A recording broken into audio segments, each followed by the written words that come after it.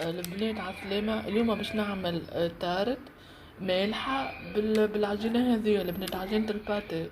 راي تجيكم بنينة بنينة، مش نورمال، ريحتها راي تجيكم بنينة. جربوها مش بالعجينة البريدي، مش بعجينة التارت، لا، بالعجينة هذه البنات متاع الباتي.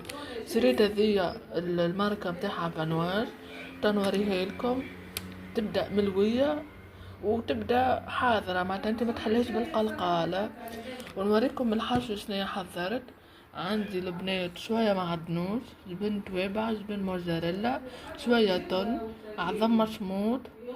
غير البنات العظم جاني هكا رايب شوية اما مش مسكر. وعندي لهنا البنات جبن هذايا باش نحطه مع الخليط.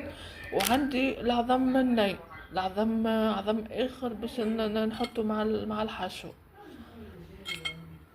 البنات. وحطيت كريم ايبيس، نسيت ما قلت لكم، مش كريم ايبيس وتونو معدنوس وجبن توابع وجبن موزاريلا وعظم مسموم. تويكا نحطو هذايا التابع هذا اللي قلت لكم عليه، يبنن ياسر زادا. لحظة بركة البنات، لحظة بركة. هاك نحطو هاوا ونحطو نعملو هكا بالمغرفة. بالطبيعة تغفو هكا شوية، تغفو شوية. شفتوا توا هذايا البنات هكا دخلتو جبن مع الحشو. شفتوا الخليط هذايا باش نزيدوه عظم اخر، متفاهمين؟ ها باش نجيب البلاطو متاع الطارت وتنوريهولكم كيفاش. يا البنات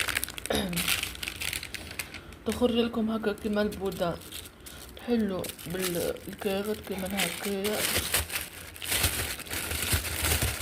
هي تبدا ملوية في الكاغد راهو، وتبدا محلولة في نفس الوقت، محلولة كيما هكايا. هايا شفتها كيفاش، وتحطوها في الطبق متاعكم. لحظة بركة، حطيت شوية كريم ليكيد البنات هاو الحشو. حطيت عظم ني وتويكا باش نخلطو المكونات الكل كيما حشو الطاجين بالضبط. وبعد نصبو فوق العجينة هذيا.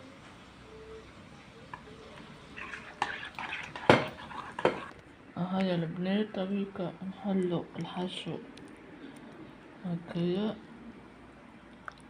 عندي قعدتلي شوية عجينة باش نحطها هكايا من فوق الواحد وندخلها للفوق. سهلة ما فيها حتى شيء، في هكا في عوض العجينة العادية مثلا تاع تعملوا هذيا.